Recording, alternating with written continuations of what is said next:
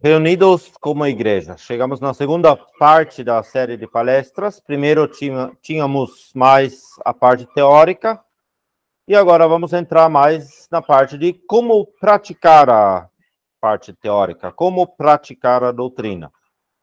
Vamos tratar desses dois tópicos que o Roy já mencionou, reunidos ao nome do Senhor e vimos o Senhor. Já vimos as figuras referentes à igreja, vimos que a igreja é apresentada na palavra de Deus como o corpo de Cristo, como uma casa de Deus, ou a casa de Deus, como a noiva e como o candeeiro. Vimos que todas essas figuras, de alguma maneira, falam de unidade, umas mais, outras menos, enquanto a figura do candeeiro foca mais a parte local, que cada testemunho local é um testemunho àquela verdade da igreja como um todo, na sua localidade, irradiando ali a luz a respeito disso. Por quê? Porque a nível mundial, a igreja é composta por todos os verdadeiros salvos, independentemente de onde eles estão. A casa de Deus é uma só também. A noiva de Cristo, composta por todos os crentes, até mesmo de todas as épocas, lá de Atos capítulo 2, de Pentecostes, até o arrebatamento. Todos esses salvos da época da graça, em seu conjunto, formam a noiva de Cristo. E em algum lugar, essas verdades a respeito da igreja devem se tornar visíveis. Isso acontece por meio de um testemunho local. Esse testemunho local, ele não necessariamente depende de um único lugar geográfico. Exemplo, Corinto. Em Corinto havia vários locais de reunião, todos eles em seu conjunto formavam a igreja de Deus em Corinto. Em seu conjunto estavam prestando testemunho à verdade da igreja naquela cidade. A mesma coisa lá no início em Jerusalém, quando havia 3.000 crentes, fora do edifício do templo, não havia nenhum edifício em Jerusalém que abarcava 3.000 pessoas ou mais. E logo em seguida era muito mais do que esses 3.000. Então a gente vê até mesmo que eles estavam em Atos capítulo 2, partindo o pão nas casas. Ou seja, em vários lugares menores, mas todos eles formando a igreja de Deus naquela cidade, dando testemunho como um candeeiro quanto a isso. Vimos também que esses candeeiros, todos dependem do mesmo Senhor, cada testemunho local tem uma ligação com o mesmo Senhor no céu, com uma única cabeça. E, portanto, são entre si interdependentes. Claro que existem temas que são decididos de forma independente em cada localidade. Por exemplo, como que vamos colocar os bancos? Em que momento vamos nos reunir? Quais que são as reuniões extras que nós vamos fazer naquela e naquela outra localidade? Você não vai perguntar os irmãos no mundo inteiro ou no país inteiro se eu posso fazer isso ou não posso fazer. Mas isso não é aquilo que entendemos quando falamos da independência local. Independência local é um termo que significa que cada localidade coloca as suas próprias regras, agindo em total independência das demais. Isso, em casos extremos, que eu já presenciei, leva a decisões contrárias em vários lugares. Eu já assisti numa localidade que foi recebido o meu irmão, não era na comunhão entre nós. O meu irmão que estava excluído em um local foi recebido no outro para pregar. Isso é independência local. É esquizofrenia espiritual. Porque se nós temos uma cabeça no céu, o Senhor Jesus, e ele anda e dá uma ordem em uma localidade, ele não vai dar uma ordem totalmente ao contrário quanto ao mesmo assunto numa outra localidade. Nem o nosso corpo não faz isso. Se a nossa cabeça agiria assim, o nosso corpo humano não funciona. Somos doentes. Então, todas as localidades, todos os testemunhos locais têm uma ligação entre si que é feita por meio do Senhor Jesus. São interdependentes nesse sentido. Agora, chegando à prática. Isso foi um adendo, basicamente, à palestra de ontem e de antes de ontem. Talvez foi um ponto que faltou. Como que praticamos Igreja de Deus? Testemunho local da igreja. Por meio de comunidades humanas? Não. Por meio de indivíduos, cada um de per si, prestando testemunho? Obviamente que não. Já vimos que as figuras sempre falam de um conjunto de indivíduos. Igreja é praticada e se torna visível por meio de reuniões, onde os salvos, os crentes verdadeiros no Senhor Jesus, se reúnem. Quais tipos de reuniões nós conhecemos? Bom, primeiro, nas reuniões, Deus, ele consegue revelar os seus pensamentos de uma maneira especial. Ele o faz ali por meio dos seus dons, sempre baseado na palavra de Deus. Claro que ele também me revela pessoalmente os seus pensamentos, mas nas reuniões nós temos os dons que Deus deu à igreja e ele se utiliza desses dons. E mais para frente, numa outra sessão, ainda vamos falar sobre esses dons. Então, nas reuniões, os pensamentos de Deus são revelados, com base na palavra de Deus. Também nas reuniões, o Filho de Deus, o Senhor Jesus, que está no meio dos seus, está sendo glorificado de maneira especial por meio da igreja.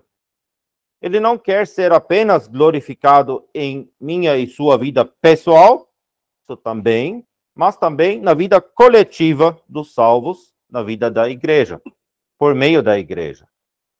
E aí nós temos um versículo muito conhecido, que é muito utilizado na cristandade em vários lugares, Mateus capítulo 18, versículo 20.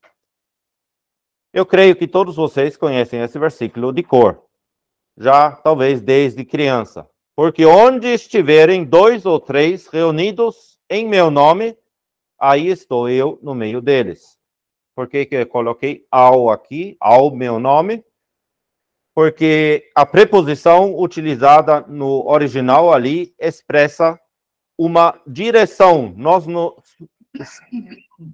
Esses 2 ou 3, eles estão sendo reunidos não apenas em o nome do Senhor Jesus, mas ao nome do Senhor Jesus. Isso quer dizer em direção a Ele. Ele é o ponto de atração desses todos. Aí estou eu no meio deles. E essa frase, reunidos ao nome do Senhor, está sendo utilizado por muitos cristãos. Não é uma frase desconhecida na cristandade. Em alguns setores, sim, mas em outros, não. Agora, precisamos saber o que significa isso de fato, estarmos reunidos ao nome do Senhor. Basta dizer, estamos reunidos ao nome do Senhor, e aí se concretiza isso? Não. Depois, espero, dessa série, dessa explicação, nós vamos compreender também que, por exemplo, hoje à noite não estamos reunidos em caráter de igreja ao nome do Senhor Jesus. Vamos, talvez, depois entender o porquê. Não vou dar a explicação agora. Essa frase de Mateus 18, 20 está dentro de um contexto. E o contexto, em Mateus 18, é que no versículo 15 é falado a respeito de pecados, ou um pecado manifesto entre irmãos. Um pecado contra um irmão.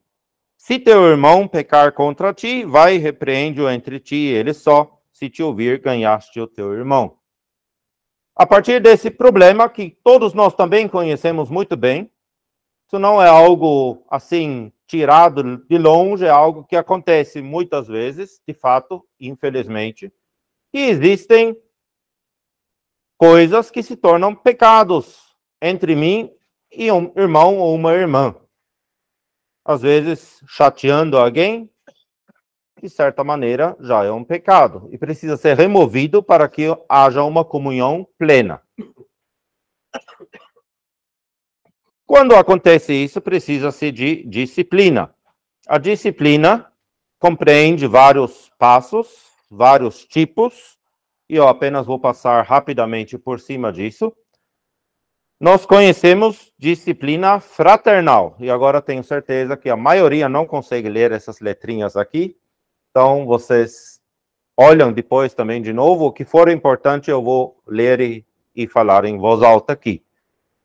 A disciplina fraternal, a disciplina entre irmãos, ou entre irmãs, ou entre irmãos e irmãs, irmãs e irmãos, vice-versa, está compreendida em Mateus 18, nesse primeiro passo. Vai e repreende-o entre ti e ele só. Ou também, se então ele não ouvir, ou ela não ouvir, leve mais um ou dois para testemunhar, para que o fato seja estabelecido. Nesses primeiros passos, até o final do versículo 17, início do versículo 16, início do versículo 17, ainda não entrou em cena a igreja como entidade ali, mas sim coisas entre pessoas, entre irmãos. Só no versículo 17 nós lemos, se não as escutar, diz-o a igreja. E daí a instrução ainda é pessoal. Considera-o como um gentio e publicano. Esse irmão que pecou contra um outro irmão, uma coisa que poderia ter sido resolvido pessoalmente, não foi resolvido, nem com 2 ou 3 testemunhas junto. E a instrução para mim, nesse caso, é: eu devo considerar aquele outro irmão que pecou contra mim como um gentio publicano. Eu devo manter distância. Mas ainda é uma disciplina do lado pessoal, não é uma disciplina imposta pela igreja. Se aplica quando existe um pecado pessoal. Mas existe também, na palavra de Deus, a disciplina paternal. Aí temos, por exemplo, Gálatas capítulo 6, versículo 1. Irmãos, se algum homem chegar a ser surpreendido em alguma ofensa, vós que sois espirituais, encaminhai o tal com espírito de mansidão, olhando por ti mesmo, para que não sejas também tentado. Ali alguém está sendo surpreendido por alguma ofensa, ele não planejou aquilo, ele não quis fazer, mas aconteceu. E aí tem outros, no plural agora, que são espirituais, que têm compreensão espiritual, eles devem tentar encaminhar esse irmão. É comparado àquela lavagem dos pés da qual o Senhor Jesus fala. É um pecado também que ainda não é manifesto a todos. Deus também, como Pai, nesses casos, vai tratar de mim ou daquela outra pessoa que foi surpreendida. Temos algumas outras orientações em Hebreus capítulo 12, por exemplo. É a disciplina paternal, a disciplina do Pai, Deus o Pai para com os seus filhos. Também ainda não implica na igreja. Mas então existe também a disciplina eclesiástica, que temos aqui em Mateus 18, no versículo 17, já, diz-o à igreja. Quando chega a esse ponto, aí a igreja entra em cena. O que a igreja faz, Mateus 18 não nos mostra. Isso depois o apóstolo Paulo e outros explicam nas epístolas. Aí nós temos, quando esse pecado é resolvido e perdoado, um perdão administrativo por parte da igreja. Versículo 18, aqui em Mateus 18, diz: em verdade vos digo que tudo o que ligardes na terra será ligado no céu, e tudo o que desligardes na terra será desligado no céu. Quanto à administração dentro da casa de Deus, que é a igreja do Deus vivo, existe esse perdão ou não perdão de forma administrativamente. Isso é reconhecido no céu, nos diz aqui. 2 ou 3, o mínimo de reunidos, que é o versículo 20, podem ser muito mais. Eles atuam reunidos com a pessoa de Cristo no centro e com a autoridade dele. E por que eles estão reunidos ao nome dele, no nome dele? Porque ele está no centro, porque ele tem a autoridade e conferiu essa autoridade àqueles 2 ou 3 reunidos, eles podem atuar em nome dele, com ele no centro. E tomar decisões que devem ser respeitadas, então, em toda a casa de Deus, que não é apenas uma localidade. De lá vem essa interdependência da qual falamos bem no início. Isso não quer dizer que sempre essas decisões só,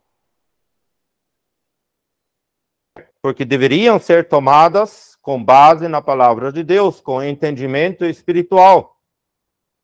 Mas pode acontecer que seja errado. Ainda assim, num primeiro momento, deve ser respeitada. Por quê? Porque o testemunho local tem autoridade do próprio Senhor Jesus para tomar essas decisões. Ele está no centro. Trata-se ali de pecados que se tornam públicos e que afetam todo o testemunho.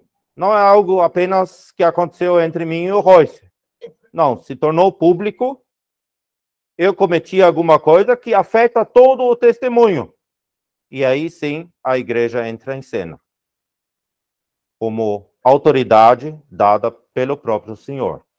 Esse é o contexto de Mateus 18, capítulo 18, versículo 20.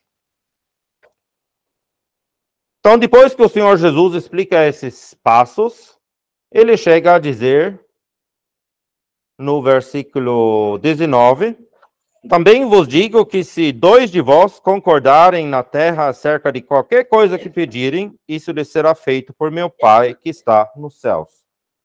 Obviamente, no contexto de outras escrituras, entendemos que esse qualquer coisa que pedirem é qualquer coisa de acordo com a vontade de Deus. Não é, nós 3 vamos nos reunir aqui e decidir a gente quer uma casa nova. Capricho nosso, é muito bonito, eu quero ainda uma piscina nessa casa. E muito boa, grande. Então vamos orar, porque o Senhor disse que qualquer coisa ele vai atender. Não é por aí. São pedidos de acordo com a sua vontade. Então nós temos aqui já uma alusão a uma reunião de oração, onde 2, um número mínimo, está reunido. Eles concordam, e esse verbo quer dizer também estar em total sintonia, ter uma só voz. E o versículo 20 depois nos explica que o Senhor Jesus está no centro, então ele também tem que estar em sintonia, ter uma só voz com esses 2. Do contrário, isso não vai funcionar. E são 2 de vós, não são simplesmente 2 quaisqueres.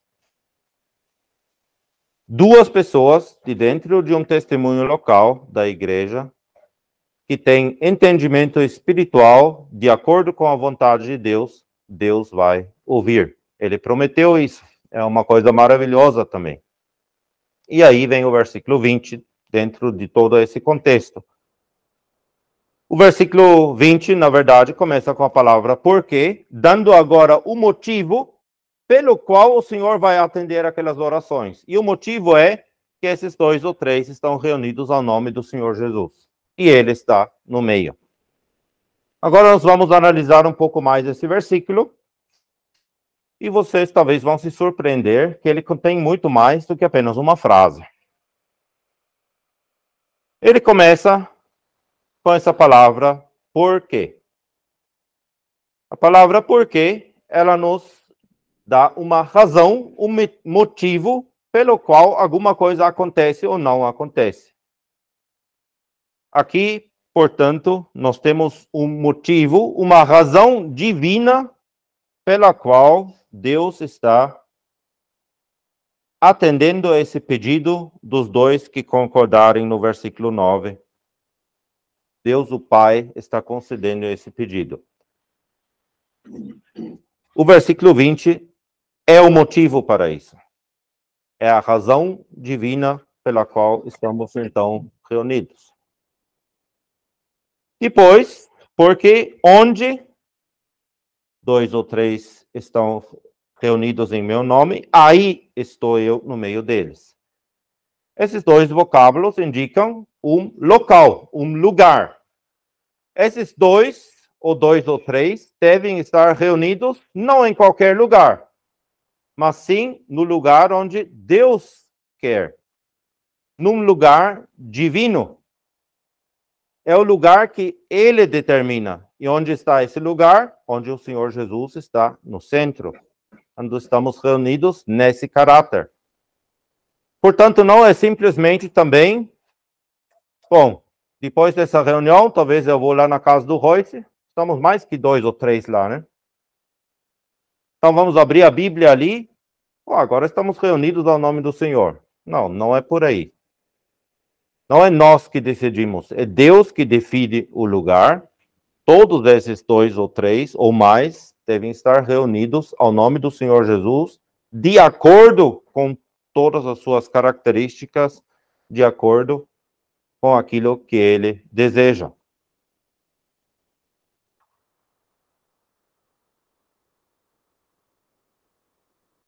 Além da razão divina e do lugar divino, temos um número mínimo, 2 ou 3, um número divino. 2 ou 3. Pode ser mais, mas não menos. É impossível eu, como indivíduo, sozinho, realizar diante de Deus aquilo que é igreja. Eu não posso estar reunido comigo mesmo e o Senhor Jesus no centro. Não funciona. Então, no mínimo, precisamos de 2 ou 3 pessoas. Então, um crente individual, um crente que está sozinho em algum lugar, ele não consegue realizar isso naquela localidade. Ele precisa de pelo menos mais uma outra pessoa. Deus definiu esse número divino e com toda razão ele definiu isso até mesmo para uma expressão da comunhão entre irmãos e com o Senhor Jesus. Sozinho eu posso ter comunhão com Deus e com o Senhor Jesus. Eu espero que todos nós tenhamos. Mas sozinho eu não posso espelhar aquilo que é comunhão com Deus e comunhão com o Senhor Jesus aqui na terra, praticando isso com outros. Em 2 pessoas já funciona. Então, um pouco diz aqui que tem que ser 2 homens, um homem e uma mulher. Apenas menciono isso à margem. Que é um assunto, às vezes, discutido, até bastante controverso e polêmico. Não, tem que ter no mínimo 2 homens. E você pode dar motivos para isso. Que Deus deu dons à igreja, os dons que se manifestam de forma pública só são exercidos por homens, não pelas mulheres, em público. Então você pode dar motivos para serem 2 homens, mas o versículo em si não afirma isso. Então também vamos deixar a palavra de Deus como ela está.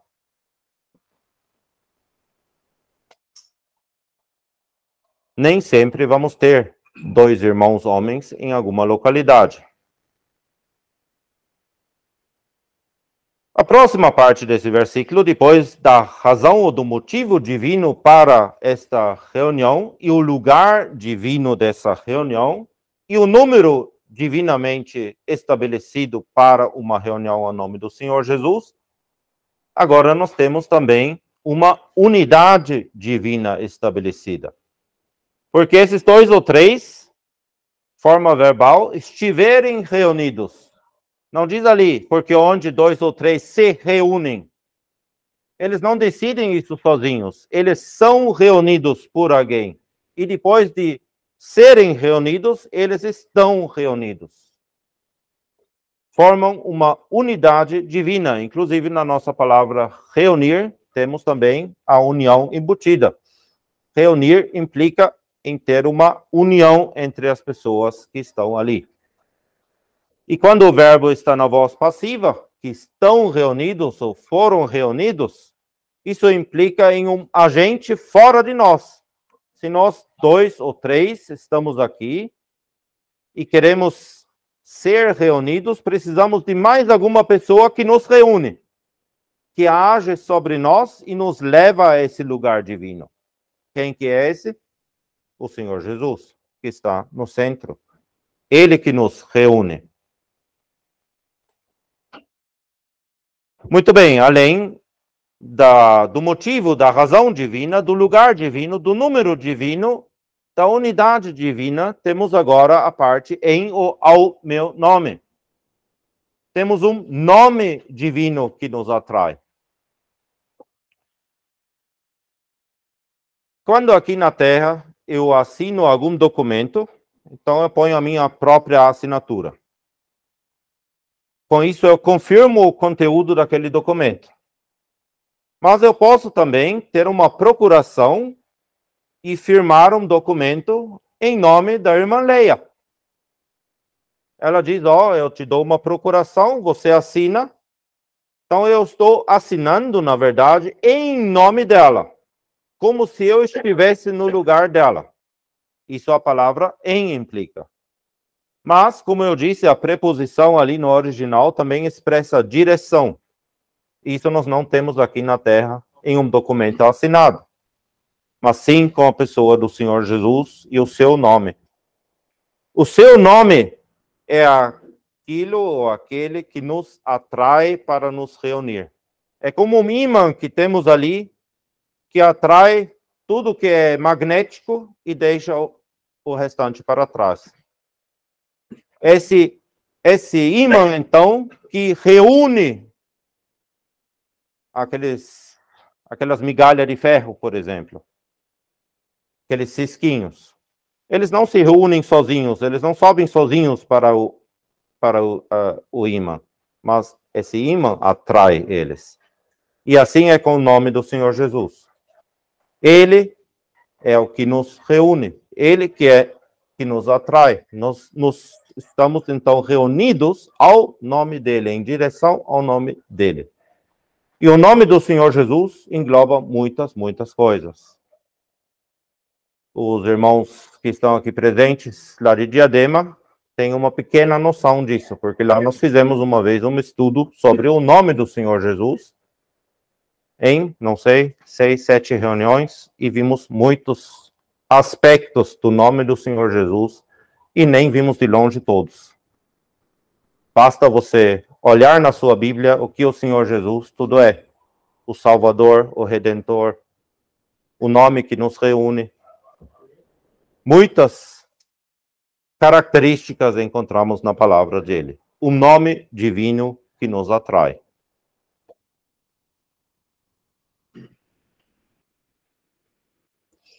Além desses itens todos, temos agora as palavras estou eu. Não estamos reunidos apenas ao nome de alguém e essa pessoa está longe. Poderia ter deixado alguém com procuração ali para ser representado. Mas o Senhor Jesus, ele não deu procuração ao anjo Miguel, por exemplo, para representar ele no meio dos salvos. Ele mesmo está ali. Aí estou eu no meio deles. Então nós temos, além do nome divino, também a própria pessoa divina e a presença divina no meio daqueles 2 ou 3. Isso é algo maravilhoso. E será que temos pensado nisso, ou pensamos nisso, quando estamos reunidos como igreja? Temos consciência, de fato, que o Senhor Jesus está no centro, que Ele está ali? Mesmo que não o vemos? Se tivermos essa compreensão, e se tivermos sempre pensando nisso, quando estamos reunidos como igreja, várias coisas vão ser diferentes. Porque nós vamos ter consciência, Ele está ali. Se Ele estivesse fisicamente no nosso meio, com certeza, em tudo o que faríamos, estaríamos perguntando a Ele, Senhor, o que queres que nós façamos agora? Senhor, você quer realmente que agora vamos ler 5, 6, 7 passagens, tudo junto? Você quer realmente que toda a reunião, como acontece muitas vezes lá em Diadema, começamos com hino? Você quer que tenha uma certa sequência, que é cantado um hino, lido uma passagem, feita uma oração, como era na congregação onde eu estava quando eu era pequeno. A gente, quanto criança, já contava mais ou menos, bom, a próxima participação vai ser um hino, a próxima vai ser uma oração. Se perguntássemos de fato ao Senhor Jesus, será que sempre era assim? Creio que não. Então, essas coisinhas, esses detalhes mostram como mesmo confessando estarmos reunidos ao nome do Senhor Jesus, com Ele no centro, com essa pessoa divina e essa presença divina em nosso meio, como ainda assim somos homens falhos, apegados a certas tradições, ainda que sejam boas. O próprio Senhor Jesus no meio. No meio deles. Ele não está na margem. Quando estamos reunidos dessa maneira, temos um centro divino da nossa reunião. Às vezes, eu comparo isso com o relógio. O relógio, ele tem um ponteiro. Eu não sei nem se talvez até venha isso aqui, não. O relógio, ele tem um ponteiro, ou vários, tem números ao redor, tem um ponto central. Se o ponto central não estiver ali, os ponteiros não vão rodando. Se o motor não estiver por detrás, tampouco. E os números não valem nada. Não há indicação correta do horário. Se tivermos apenas o ponteiro, com o motorzinho atrás, eles vão rodando bonitinho. Mas se você não tiver conhecimento mais ou menos exato a respeito dos números e em qual sequência eles deveriam estar naquele relógio, você tampouco vai ter um direcionamento para o horário certo. O relógio apenas está completo com os números ao redor no círculo e o centro. E assim é conosco. Mas tudo depende, no fundo, do motorzinho, do eixo e do ponteiro.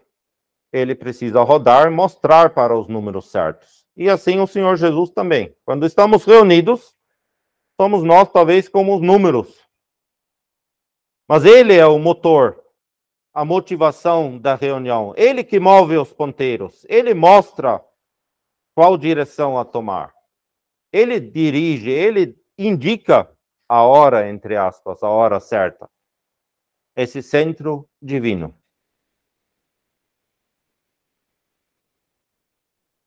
E agora a pergunta de novo.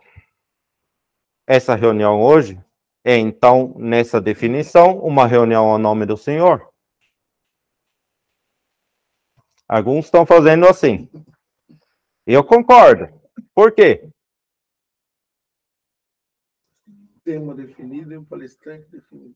Temos um tema definido, foi falado aqui, e um palestrante definido. Esse palestrante definido, já há algumas semanas, talvez, ele está se ocupando com o tema. Já há alguns anos atrás, ele se ocupou com o tema e fez esse PowerPoint. Então, esse palestrante, em algum momento, e também agora, tem que estar pessoalmente dependente do Senhor Jesus, sem dúvida. Sem ele, não podemos trazer os pensamentos de Deus aqui. Mas não é exatamente o Senhor Jesus que está dirigindo toda essa reunião. Como vocês me convidaram, definiram o palestrante, não é agora, de repente, o irmão Samuel, lá do último banco, que vai levantar e continuar a palestra. Então, estamos reunidos, sim. Somos 2 ou 3, sim. Mas a característica não é de uma reunião ao nome do Senhor. Isso é muito importante entendermos de forma geral também quanto à cristandade, porque tem muitos cristãos que afirmam, estamos reunidos ao nome do Senhor. Bom, então vamos aplicar o teste e ver se realmente estão. Se realmente estão reunidos ao nome do Senhor, e se nós realmente também estamos reunidos ao nome do Senhor, precisaríamos estar em comunhão mútua. E muitas vezes, quando aplicamos o teste de Mateus 18, 20, em todos os seus 7 detalhes ali, vamos verificar que é apenas uma profissão de boca, mas, na verdade, não é o Senhor Jesus no centro que rege e dita todas as regras. Ali temos, de repente, um pastor, uma pessoa definida todos os domingos, um presbítero, ou seja, qual nome você dá para essa pessoa. Ou você não dá nome nenhum a essa pessoa, mas você faz uma escala de pregadores, que é pré-definido. Você já sabe hoje quem que vai pregar daqui 5 domingos. Essas reuniões não são reuniões ao nome do Senhor. Por mais que você diga que são, não o são. Porque você predefine já, há 5 semanas, o pregador, por exemplo. Ele, já há 5 semanas, fica pensando sobre o tema. É ele que define o tema. Talvez a independência do Senhor, mas o Senhor não tem a liberdade de definir o tema na hora. Quando estamos reunidos ao nome do Senhor Jesus, com Ele no centro, com Ele no meio, é Ele que define naquele momento o que Ele quiser. Isso não quer dizer que eu não devo estar preparado. Ele não vai me dar um raio do céu também, e explicando um capítulo da Bíblia inteira naquele momento. Em algum momento eu devo ter me ocupado com isso. Mas ele tem que ter a liberdade de escolher o irmão César, a mim, o irmão Johnny, quem for, naquele momento. Aí o Senhor Jesus, de fato, está no meio, no centro. Então, colocando isso num outro tipo de gráfico, de novo esse versículo. Porque onde estiverem 2 ou 3 reunidos em meu nome, aí estou eu no meio deles. A razão divina do porquê, o lugar divina, no onde e aí. Temos a unidade divina no estiverem reunidos. Temos o número divino dos 2 ou 3. O nome divino em ao meu nome. E a pessoa divina, ali estou eu. E o centro divino com o Senhor Jesus no meio deles.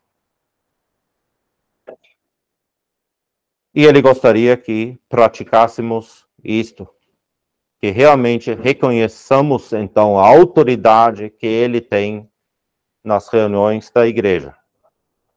Lembram? Ele é a cabeça do corpo. Ele quer dirigir, ele quer dar os sinais pelos nervos. Então, ele tem que estar no centro. Agora chegamos à segunda parte, onde em algum momento nós podemos dizer e afirmar que numa reunião dessas, com ele no centro, de fato, vimos o Senhor. Quando o Senhor Jesus esteve aqui na Terra, ele apareceu várias vezes, depois de sua ressurreição, ainda aqui na Terra. Se eu fiz a conta certa, nós temos 10 aparições do Senhor Jesus relatadas nas Escrituras. 4 no Evangelho de João, uma vez a Maria Madalena, depois aos discípulos, e o número 1º, 5ª, é a ordem cronológica de todas as 10, nem todas as Escrituras, todos os escritores relatam todas, mas apenas algumas. No Evangelho de João também temos a 6ª aparição, que foi a Tomé, e uma 7ª também junto ao lago de Tiberíades. E em João 21, versículo 14, por outros motivos, que estão dentro da estrutura do próprio Evangelho de João, chamado de a terceira vez. Mas se você faz a cronologia das 10, não é a terceira, mas sim a 7ª. Dentro do relato de João, é a terceira. Naqueles capítulos finais do Evangelho, por razões proféticas. Mas esse não é o tema de agora. Então, nós temos ali uma sequência com um significado profético.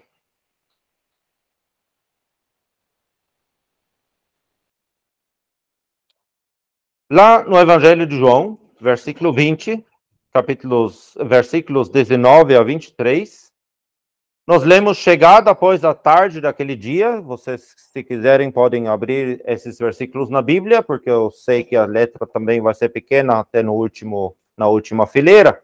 mas está na Bíblia de vocês. Então, João 20, 19 a 23. Chegada após a tarde daquele dia, o primeiro da semana, e cerradas ou fechadas as portas, onde os discípulos, com medo dos judeus, se tinham ajuntado, chegou Jesus e pôs-se no meio e disse-lhes: paz seja convosco.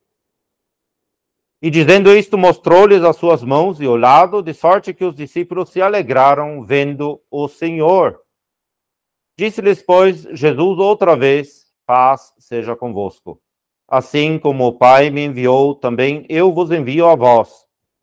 E havendo dito isto, assoprou sobre eles e disse-lhes: recebei Espírito Santo. Aqueles a quem perdoardes os pecados lhes são perdoados, e àqueles a quem os retiverdes lhes são retidos. Ora, Tomé, um dos 12, chamado Dídimo, não estava com eles quando veio Jesus. Conhecemos também essa história. Temos algumas expressões sublinhadas aqui que fazem desse acontecimento histórico uma figura de uma reunião ao nome do Senhor Jesus. Esses versículos, pelos fatos descritos ali, é simplesmente um encontro histórico. Aconteceu assim naquele momento. Não era ainda uma reunião de igreja, a igreja nem existia ainda. Mas esse acontecimento, esse fato histórico, espelha vários princípios para uma reunião como igreja, com o Senhor no meio. Indica, por exemplo, o dia. Eles estavam naquele dia, não em outro, reunidos, o primeiro da semana. Fechadas as portas, em separação das pessoas de fora, principalmente dos judeus, ou seja, da classe religiosa. Os discípulos estavam reunidos. Não estavam reunidos pessoas quaisquer, pessoas do mundo. Não estavam reunidos os fariseus juntamente com os discípulos, mas discípulos. Isso não quer dizer que uma pessoa incrédula não tenha direito de entrar em uma reunião. Óbvio que tem. Mas expressar aquilo que é uma reunião ao nome do Senhor, somente discípulos, somente verdadeiros salvos conseguem. Porque somente eles têm o Senhor Jesus. Uma outra pessoa que assiste, muita coisa não vai compreender. Se alguém assiste, por exemplo, um incrédulo, a nossa reunião da ceia, partindo do pão. É loucura para a mente humana.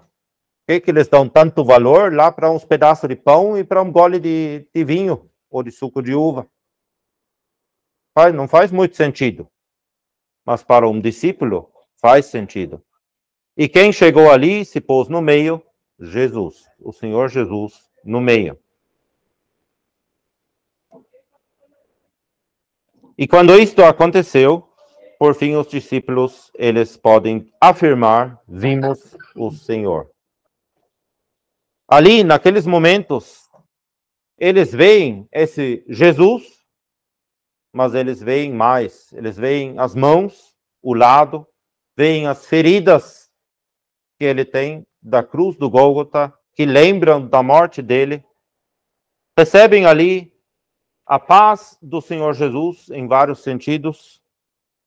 Eles recebem uma tarefa agora do Senhor Jesus, assim como o Pai me enviou, também eu vos envio a vós.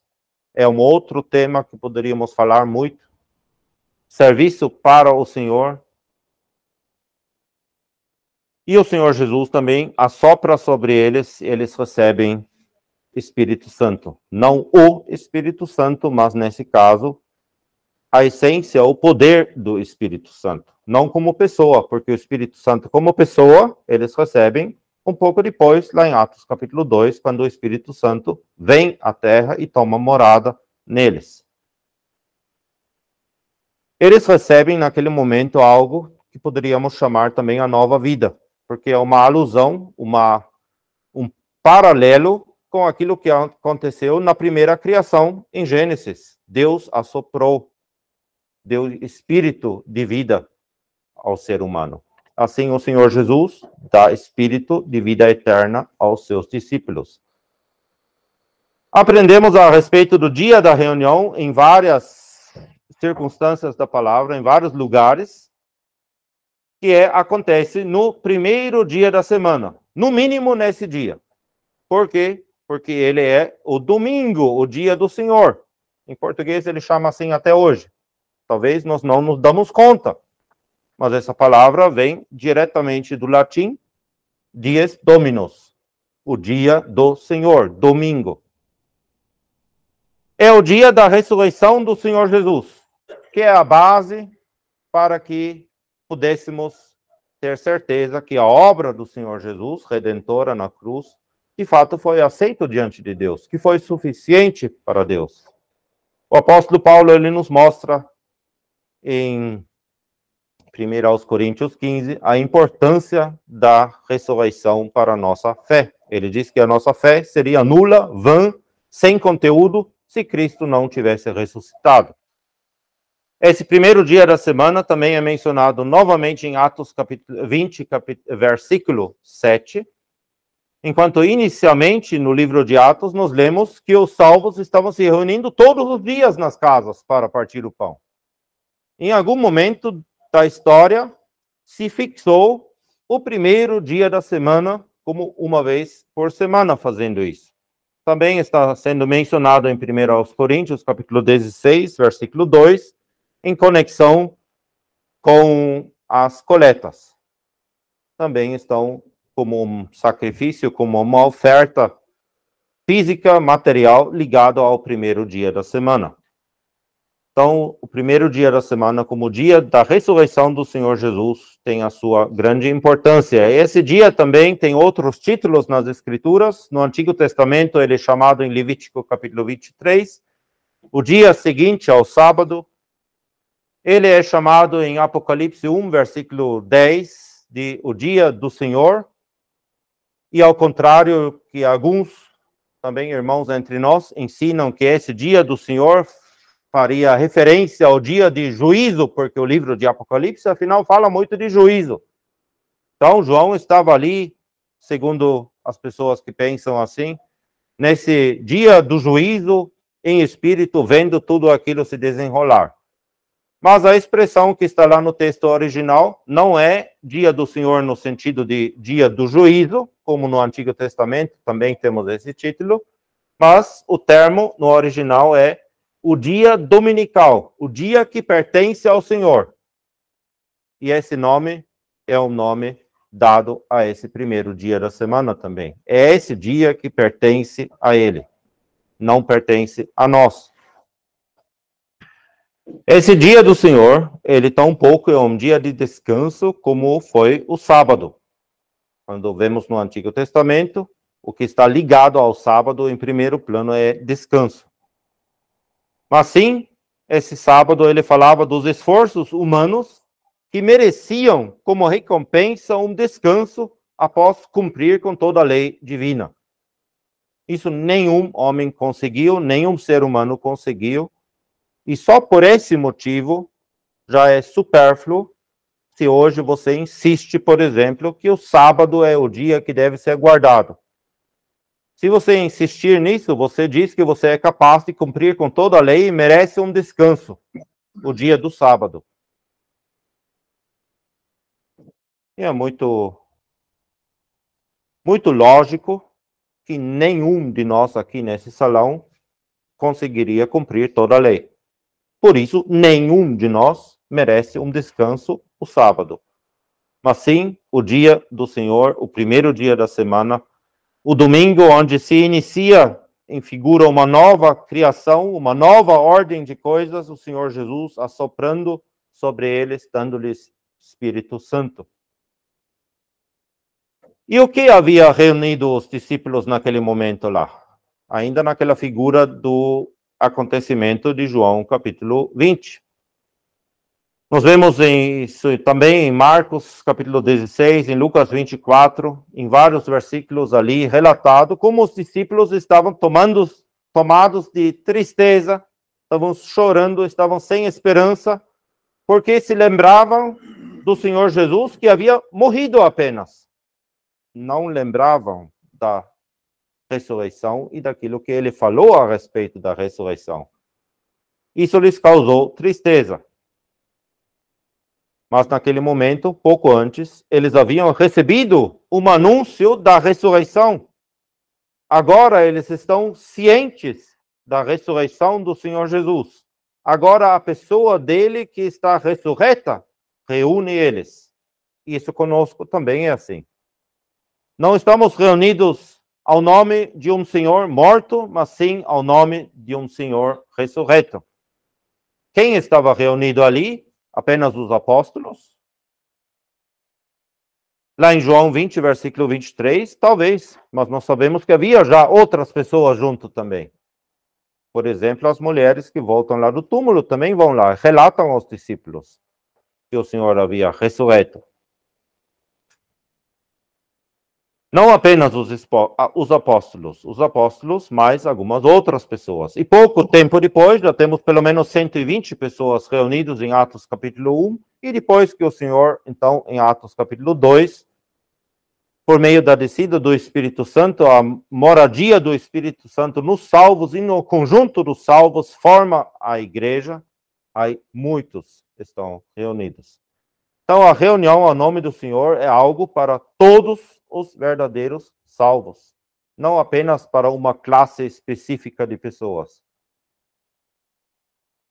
Mas estava faltando. O Tomé faltou naquela ocasião histórica. E aí podemos nos perguntar, e você, e eu? Estamos também faltando? Não faltando no sentido de, bom, em um domingo eu estou doente, eu não posso ir para a reunião. Isso é algo justificável. Mas estamos faltando simplesmente por faltar? O Senhor Jesus pagou um alto preço por cada um de nós. Ele foi na cruz. Eles viram o quê? As mãos perfuradas, o lado perfurado. Ele pagou com a vida dele. Ele está ressurreto. Ele mostrou o amor dele por mim e por você. E qual que é a nossa resposta? Indiferença? Tanto faz? Eu prefiro ver jogo de futebol durante a reunião no domingo. Eu prefiro ir a algum outro lugar, me divertir, quando os crentes estão reunidos ao nome do Senhor Jesus, lembrando dele por meio dos emblemas na ceia. Como eles estavam reunidos? Com as portas fechadas, em separação do mundo e principalmente do mundo religioso também, no caso dos judeus ali. O Senhor Jesus estava no meio, ele está ali com o corpo de ressurreição, e o Senhor Jesus está saudando os seus discípulos, lhes dando paz. Paz seja convosco. Quando o Senhor Jesus fala, ele não está falando isso apenas de boca para fora. Ele realmente quer nos dar a sua paz. As feridas do Senhor Jesus, a redenção feita, os seus sofrimentos são lembrados ali, e isso causa alegria nas pessoas que estão ali reunidas. Os discípulos se alegraram quando viram o Senhor. E depois ele pode lhes dar uma missão, assim como o Pai me enviou a mim, eu vos envio a vós. Vemos o alto padrão também do nosso serviço para o Senhor. Não é simplesmente fazer de qualquer jeito e qualquer coisa. O Pai mandou o Filho, e assim o Senhor Jesus manda a mim e a você. Também ele fala desse perdão administrativo de pecados e da vida em ressurreição. Resumindo, temos ali nesse trecho em João capítulo 20, uma figura da igreja de Deus na terra. Temos a menção e a importância do primeiro dia da semana, do Senhor ressurreto como ponto central. A paz com Deus ali é conhecido e usufruído também como resultado da obra do Senhor Jesus. Sem essa obra não é possível ter paz com Deus. Se experimenta nessa reunião, ao nome do Senhor, a própria presença pessoal do Senhor. Isso causa uma alegria imensa que substitui toda aquela tristeza e aquele choro que eles tinham antes, o desespero. Agora é a alegria. E também o Senhor Jesus, por uma segunda vez, lhes dá paz, seja convosco, uma paz na prática, no dia a dia, que é a base para o serviço do cristão, que recebemos então como uma missão da parte do Senhor. Ele se manifesta ressurreto na terra e nós podemos manifestar ele em nosso serviço. Possuímos agora a vida de ressurreição e na igreja, reunida com o Senhor no meio, com a sua autoridade, essa igreja também tem autoridade para perdão de pecados de forma administrativamente aqui na terra. E tudo isso se resume naquelas palavras dos discípulos: vimos o Senhor. É isso que importa. Não é uma obra nossa. Não é simplesmente nos reunimos para um trabalho, o trabalho está feito, fechamos as portas e vamos embora. A expressão em si não é errado de ter um trabalho. É um trabalho para o Senhor. Mas ele gostaria que nossos olhares não fossem para o trabalho, mas para aquele que deu o trabalho. Aquele para quem é esse trabalho, que é o próprio Senhor. Vimos o Senhor. E isso desejo para todos nós, que quando estamos nas reuniões, naquelas reuniões onde estamos reunidos como igreja ao nome do Senhor, que realmente podemos sair pela porta e dizer: vimos a irmã Leia? Vimos o irmão César? Não. Vimos o Senhor.